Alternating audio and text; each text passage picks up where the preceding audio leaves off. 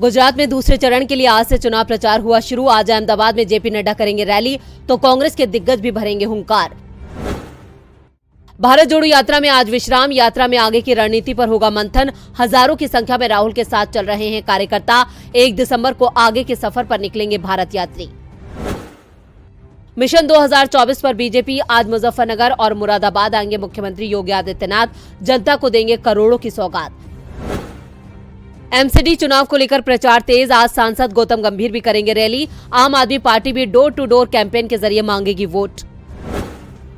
CM Nitish आज देंगे 15,871.24 करोड़ की परियोजनाओं की सौगात। राज्य की ऊर्जा संरचना होगी मजबूत, स्मार्ट प्रीपेड मीटर लगाने के कार्य का भी करेंगे शुभारंभ। आज भी हरियाणा के दौरे पर रहेंगी राष्ट्रपति द्रौपदी मुर्मू। आशा कर्मियों, महिला पहलवानों, खिलाड़ियों और छात्राओं आदि के साथ करेंगी संवाद। महाराष्ट्र सीमा विवाद जारी, कर्नाटक के सीएम बसवराज बोम्मई आज करेंगे दिल्ली का दौरा। सीमा विवाद को लेकर होगी चर्चा। भारत और न्यूजीलैंड के बीच तीसरा वनडे आज, सीरीज को ड्रॉ कराने के लिए भारत के लिए मुकाबले में जीत जरूरी। फीफा वर्ल्ड कप में आज होंगे 4 मुकाबले। पहला मुकाबला ईरान और यूएसए के बीच। देश भर में आज करवट ले सकता है मौसम, पहाड़ों पर गिरेगा पारा। उत्तराखंड में बर्फबारी के आसार नहीं।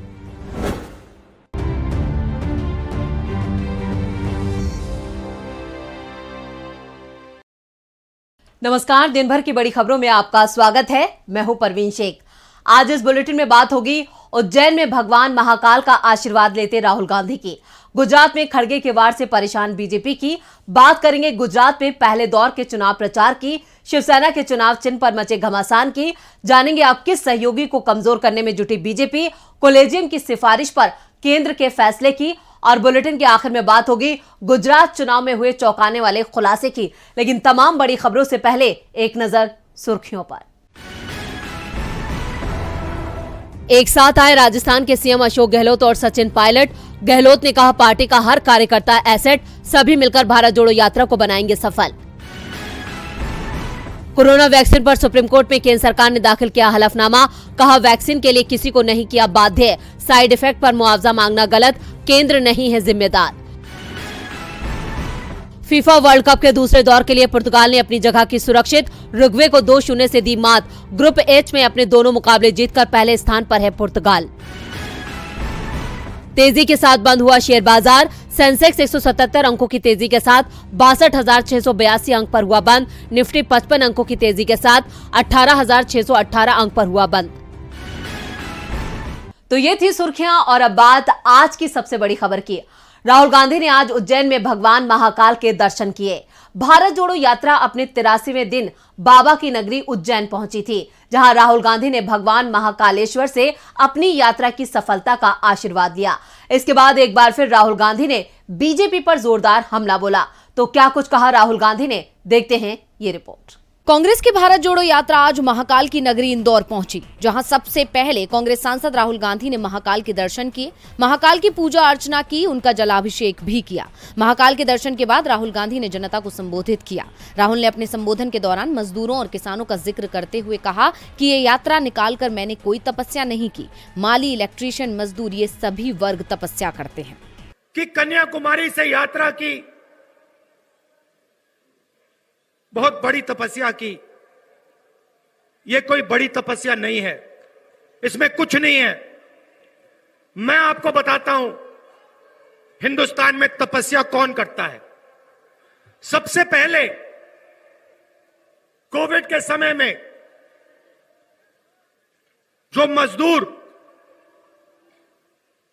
बेंगलोर से, मुंबई से, पंजाब से देश के एक कोने से दूसरे कोने गए, वो तपस्या करते हैं। दूसरे नंबर पे जो इस देश को भोजन देते हैं, करोड़ों किसान और उनके परिवार 4 बजे सुबह उठ के हर रोज तपस्या करते हैं। बढ़ाई, नाई, माली, इलेक्ट्रिशियन, छोटे दुकानदार, मजदूर, ये सब तपस्या करते हैं, रोज करते हैं, जिंदगी भर करते हैं। इसके अलावा राहुल गांधी ने एक बार फिर पीएम मोदी पर निशाना साधते हुए उसे मित्रों की सरकार भी बताया। उन्होंने कहा कि देश के 2 लोग पीएम मोदी की तपस्या करते हैं और उन्हें रेलवे, पोर्ट सब कुछ सौंप दिया जाता है। देश का सारा धन उन उद्योगपतियों को सौंप दिया जाता है। इतना ही नहीं, राहुल गांधी ने एक बार फिर किसानों की पीड़ा का जिक्र किया। अपने संबोधन में राहुल महंगाई का भी जिक्र करने से नहीं चूके। उन्होंने पेट्रोल की बढ़ती कीमतों को लेकर भी सरकार को आड़े हाथों ले लिया। राहुल गांधी ने युवाओं के भविष्य पर भी चिंता जाहिर की। उन्होंने सरकार को आड़े हाथ लेते हुए कहा कि इस सरकार में किसी को भी उसकी तपस्या का फल नहीं मिल रहा है। ये सरकार सिर्फ उद्योगपतियों की सरकार है। अपने संबोधन के दौरान राहुल नोटबंदी और जीएसटी का जिक्र करना भी नहीं भूले। उन्होंने कहा कि ये पॉलिसीज नहीं थी, ये आपके कैश फ्लो को खत्म करने के हथियार थे। नोटबंदी करके जीएसटी लगाकर सरकार ने रीढ़ की हड्डी तोड़ दी। मीडिया को लेकर राहुल गांधी ने कहा कि मीडिया भी काम करना चाहती है, सच्चाई दिखाना चाहती है, लेकिन इनके पीछे लगाम है जो उद्योगपतियों के हाथ में है। बाबा महाकाल सभी का बेड़ा पार लगाते हैं। इसी उम्मीद के साथ राहुल ने भी आज बाबा महाकाल का आशीर्वाद लिया, क्योंकि मुकाबला बीजेपी और पीएम मोदी से है। राहुल ने एक बार फिर एक तीर से कई निशाने साधे। आज निशाना तो कांग्रेस अध्यक्ष मल्लिकार्जुन खड़गे ने भी पीएम मोदी पर साधा है। चुनावी रैली को संबोधित करते हुए खड़गे ने पीएम मोदी की तुलना 100 सिर वाले रावण से कर दी। गुजरात में सियासी पारा चरम पर है। आज पहले चरण का चुनाव प्रचार शाम को थम जाएगा, लेकिन उससे पहले बीजेपी और कांग्रेस के दिग्गज आमने सामने आ गए हैं। गुजरात में इस वक्त चुनाव प्रचार का जिम्मा कांग्रेस के अध्यक्ष मल्लिकार्जुन खड़गे ने संभाल रखा है, जो बीजेपी के हर वार पर पलटवार कर रहे हैं, तो वहीं बीजेपी कांग्रेस की घेराबंदी कर रही है। कांग्रेस और बीजेपी के बीच बयानबाजी भी तेज हो गई है। कांग्रेस अध्यक्ष मल्लिकार्जुन खड़गे गुजरात में बीजेपी और पीएम मोदी पर काफी आक्रामक नजर आ रहे हैं, जिसकी वजह से बीजेपी बौखला गई है, क्योंकि गुजरात चुनाव में बीजेपी फंस गई है। खड़गे ने एक चुनावी रैली में मोदी की तुलना रावण से कर दी, तो बीजेपी के सभी नेता कांग्रेस अध्यक्ष पर बरस पड़े हैं। अहमदाबाद के बहरामपुरा में एक जनसभा में खड़गे ने गुजरात में पीएम मोदी के लगातार दौरे पर तंज कसा था। उन्होंने कहा, आपका चेहरा निगम चुनाव, एमएलए चुनाव या सांसद चुनाव हर जगह देखते हैं। क्या आपके पास रावण की तरह 100 सिर है? अब उनके इस बयान से बीजेपी बौखला गई है। बीजेपी नेताओं का पारा भी चढ़ गया है। खड़गे ने आगे कहा, मैं देख रहा हूं कि पीएम मोदी के नाम पर वोट मांगा जाता है, चाहे वह नगर पालिका चुनाव हो, निगम का चुनाव हो या विधानसभा चुनाव। उम्मीदवार के नाम पर वोट मांगे। क्या मोदी नगर पालिका में आकर काम करेंगे? क्या वे आपकी जरूरत के समय आपकी मदद करने वाले हैं? खड़गे के इस बयान पर राजनीति के जानकारों का कहना है कि वैसे देखा जाए तो कांग्रेस अध्यक्ष मल्लिकार्जुन खड़गे ने बात तो 16 आने सच कही है। पीएम मोदी जिस तरह से राज्य में चुनाव प्रचार कर रहे हैं, उससे इस तरह के सवाल खड़े होना लाजमी है। लेकिन अब खड़गे के बयान को हथियार बनाकर बीजेपी नेता कांग्रेस पर हमला बोल रहे हैं। संबित पात्रा ने भी इस बयान को लेकर पलटवार किया है। उन्होंने कहा कि मुझे लगता है कि इस तरह की भाषा का इस्तेमाल पीएम के लिए करना उचित नहीं है। ये निंदनीय है और कांग्रेस की मानसिकता को दर्शाता है। गुजरात में खड़गे के वार से बीजेपी में खलबली मची है। बीजेपी नेताओं ने आज कांग्रेस को घेरने की काफी कोशिश की, लेकिन फिलहाल तो बीजेपी खुद गुजरात में फंसी नजर आ रही है। आज गुजरात में पहले चरण का चुनाव प्रचार थम गया। चुनाव प्रचार के आखिरी दिन बीजेपी से लेकर कांग्रेस और आप ने अपनी ताकत दिखाई और अपनी अपनी जीत का दावा किया। देखते हैं ये रिपोर्ट। गुजरात में पहले चरण की वोटिंग वाली सीटों पर चुनाव प्रचार समाप्त हो गया है। पहले चरण में सौराष्ट्र, कच्छ और दक्षिण गुजरात की 89 सीटों पर वोटिंग होनी है। इन सीटों पर कुल 788 उम्मीदवार चुनावी मैदान में हैं। 1 दिसंबर को मतदान होगा। इसके साथ ही अब राजनीतिक दलों ने अपनी ताकत दूसरे फेज में 93 सीटों पर लगा दी है। पहले चरण के लिए बीजेपी और कांग्रेस ने सभी 89 सीटों पर अपने प्रत्याशी उतारे हैं। वहीं आम आदमी पार्टी ने 88, बीएसपी ने 57 और ऑल इंडिया मजलिस-ए-इत्तेहादुल मुस्लिमीन ने 6 उम्मीदवार उतारे हैं। पहले चरण में सौराष्ट्र, कच्छ और दक्षिण गुजरात में चुनाव होना है। कच्छ, सुरेंद्रनगर, मोरबी, राजकोट, जामनगर, देवभूमि, द्वारका, पोरबंदर में मतदान होगा। इसके साथ ही जूनागढ़, गिर सोमनाथ, अमरेली, भावनगर, बोटाद, नर्मदा, भरूच, सूरत, तापी, डांगस, नवसारी और वलसाड़ जिले में भी पहले चरण में ही वोटिंग कराई जाएगी। पहले चरण के चुनाव में बीजेपी की ओर से पीएम मोदी, पार्टी अध्यक्ष जेपी नड्डा, केंद्रीय गृह मंत्री अमित शाह ने कई रैलियां की। इस बार भी सबसे ज्यादा रैलियां बीजेपी के नेताओं ने ही की। दूसरे स्थान पर कांग्रेस का नंबर है। कांग्रेस सांसद राहुल गांधी ने 2 रैलियां की, जबकि पार्टी अध्यक्ष मल्लिकार्जुन खड़गे, राजस्थान के सीएम अशोक गहलोत ने ताबड़तोड़ चुनाव प्रचार किया। आपके प्रचार की कमान दिल्ली के सीएम अरविंद केजरीवाल ने संभाली। जहां पहले चरण में वोटिंग होनी है, वहां 2017 के चुनाव में बीजेपी और कांग्रेस के बीच जोरदार मुकाबला देखने को मिला था। कांग्रेस को 38 सीटों पर जीत मिली थी तो बीजेपी के हिस्से में 48 सीटें आई थी। सौराष्ट्र और कच्छ की 54 सीटों में से कांग्रेस को 30 सीटों पर जीत मिली थी, जबकि बीजेपी को 23 सीटें मिली थी। एक सीट अन्य के खाते में गई। सौराष्ट्र में कांग्रेस भारी पड़ी तो दक्षिण गुजरात में बीजेपी को जीत मिली। यहां की 35 सीटों में से बीजेपी को 25 सीटों पर जीत मिली, जबकि कांग्रेस 8 सीटें जीत पाई। 2 सीट अन्य के हिस्से में गई। कांग्रेस की नजर इस बार दक्षिण गुजरात में बीजेपी से ज्यादा सीटें छीनने पर होगी। वहीं सौराष्ट्र में भी इस बार आप भी मजबूती से चुनाव लड़ती दिख रही है और यहां ज्यादातर सीटों पर मुकाबला त्रिकोणीय दिख रहा है। गुजरात में पहले चरण के लिए 89 सीटों पर वोट डाले जाएंगे। अब जनता किसके सिर ताज सजाती है, ये तो चुनाव के नतीजों के बाद ही पता चल पाएगा। इधर शिवसेना पर कब्जे की लड़ाई अब भी थमती नजर नहीं आ रही है। इस मामले में चुनाव आयोग सुनवाई कर रहा है। इसको लेकर अब चुनाव आयोग 12 दिसंबर को उद्धव और शिंदे गुट का पक्ष सुनेगा। देखते हैं ये रिपोर्ट। महाराष्ट्र में जब से एकनाथ शिंदे ने उद्धव ठाकरे से बगावत का झंडा बुलंद कर बीजेपी संघ सरकार बनाई है, तब से शिवसेना के दोनों गुटों में चुनाव चिन्ह को लेकर विवाद जारी है। शिवसेना के चिन्ह को जहां एक तरफ उद्धव ठाकरे खुद का बताते हैं, वहीं शिंदे गुट भी दावा ठोकता है। इस तकरार के बीच ये मामला चुनाव आयोग के दरवाजे तक जा पहुंचा है। चुनाव आयोग इस मामले की सुनवाई कर रहा है। अब आयोग ने दोनों पक्षों को अपने अपने दस्तावेज व बयान 9 दिसंबर शाम 5 बजे तक दाखिल करने का निर्देश दिया है। मामले की पहली सुनवाई 12 दिसंबर को होगी। दरअसल 3 नवंबर को महाराष्ट्र के अंधेरी ईस्ट विधानसभा सीट पर उपचुनाव से पहले चुनाव आयोग ने शिवसेना के नाम और चुनाव चिन्ह को फ्रीज कर दिया था। इसके बाद दोनों गुटों को अलग अलग नाम और चिन्ह आवंटित किए गए थे। चुनाव आयोग ने उद्धव गुट को शिवसेना उद्धव बालासाहेब ठाकरे नाम आवंटित किया था। इसके साथ ही जलती हुई मशाल चुनाव चिन्ह के रूप में आवंटित की गई थी। वहीं एकनाथ शिंदे गुट को बालासाहेब चीज शिवसेना नाम दिया गया था। इस गुट को चुनाव चिन्ह के रूप में 2 तलवारें और ढाल आवंटित किया था। वहीं इससे पहले मामले में 15 नवंबर को हुई सुनवाई के दौरान दिल्ली हाई कोर्ट ने उद्धव ठाकरे की याचिका खारिज की थी। इसके साथ ही कोर्ट ने चुनाव आयोग से कहा था कि वो शिवसेना के 2 धड़ों के बीच जारी विवाद पर जल्द से जल्द फैसला करे। अदालत ने कहा था कि चुनाव आयोग का आदेश उपचुनाव के उद्देश्य से था, वो कोई अंतिम निर्णय नहीं है। जब उपचुनाव पहले ही हो चुके हैं, ऐसे में अंतरिम आदेश का अब कोई अस्तित्व ही नहीं बचता। ऐसे में अदालत को चुनाव आयोग के अंतिम विचार का इंतजार क्यों नहीं करना चाहिए। कोर्ट ने फैसला लेने का अधिकार चुनाव आयोग को दिया था। अब ईसी ही इस मामले की सुनवाई करेगा। ऐसे में देखना होगा कि शिवसेना पर किसका अधिकार होगा। महाराष्ट्र में बीजेपी की साजिश के शिकार हुए उद्धव ठाकरे आज भी पानी पी पी कर बीजेपी को कोसते हैं, क्योंकि बीजेपी की मदद से ही एकनाथ शिंदे ने उद्धव के पैरों तले जमीन खिसका दी थी। ऐसे में अब मेघालय में भी बीजेपी ने अपने एक सहयोगी को जोर का झटका दिया है।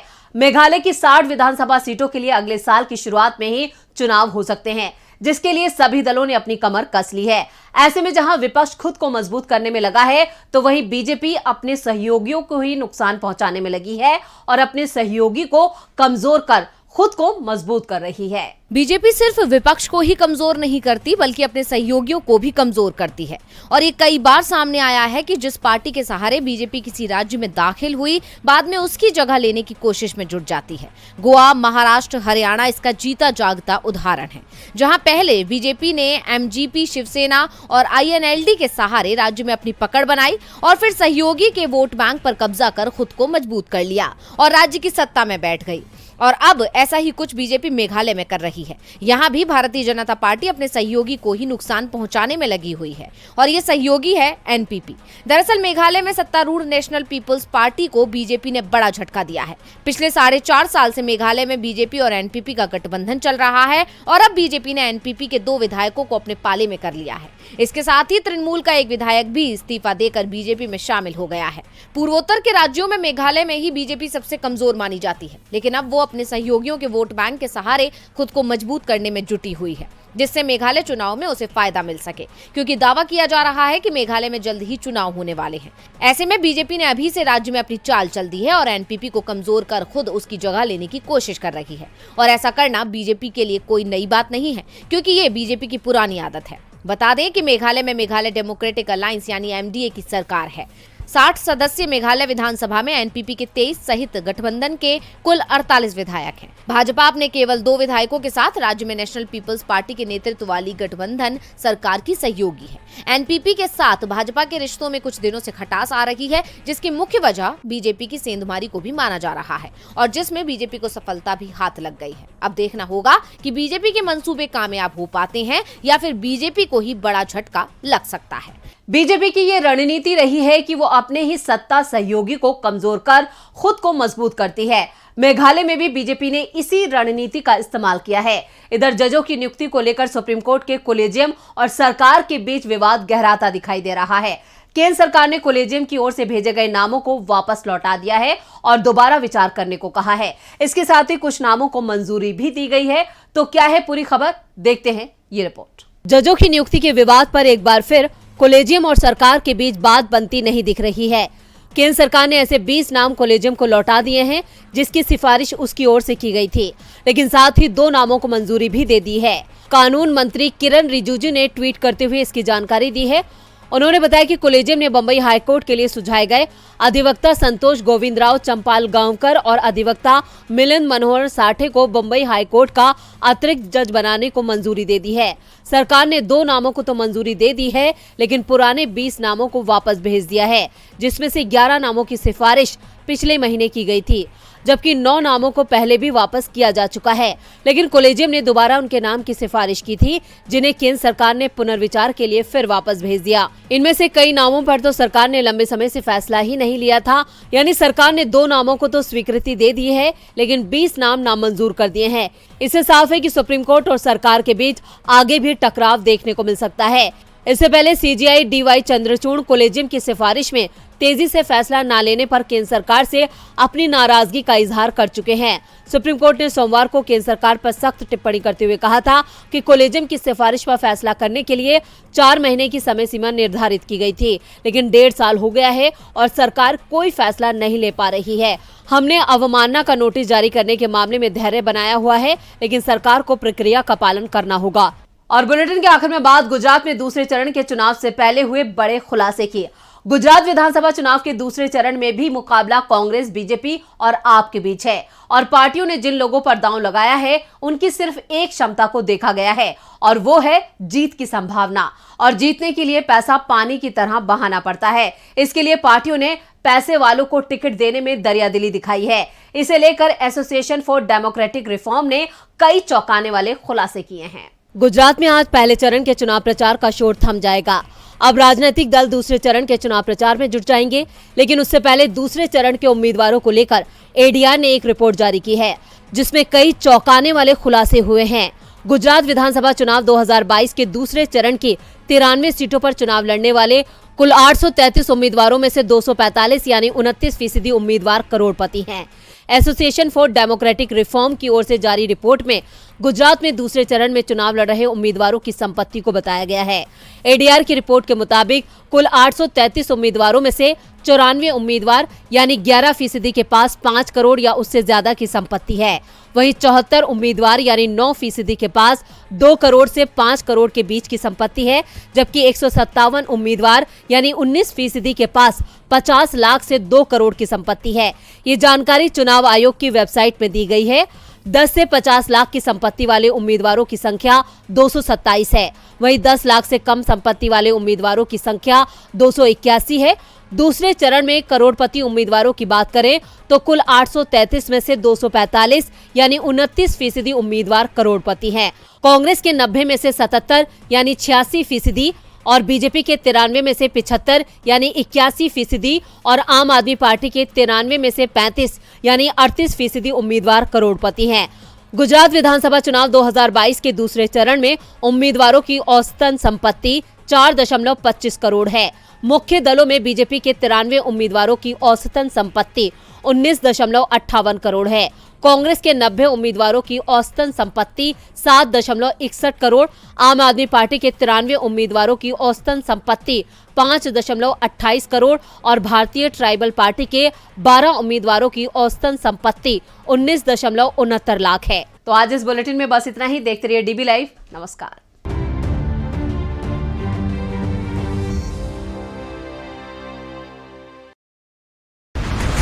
बिछ गई सियासी विसार, खेला जा रहा है सियासी खेल, जारी है वार पलटवार। शह और मात के खेल में